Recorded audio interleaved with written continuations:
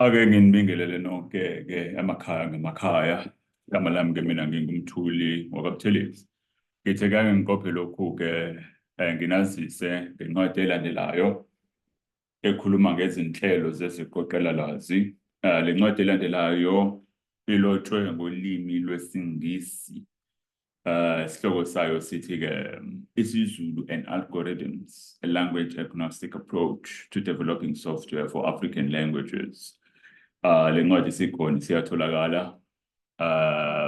Okunye futhi engifuna ukusho-ke ukuthi-ke kuwo futhi lo nyaka ngizokwethula iphephandaba ogama lelo phephandaba uLuntu, iphephandaba labantu lobuchwepheshe. Lelo phephandaba-ke lizoshicilelwa kanyanga zonke. Ukushicilela kwalo-ke leli phephandaba kuzoqala kulo nyaka wezi-2025.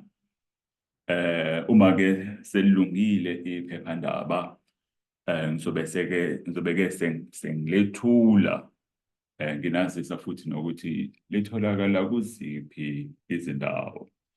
Ake yilokho nje bafowethu bengithanda ukubike. Ake sibonge kakhulu. Siyabonga.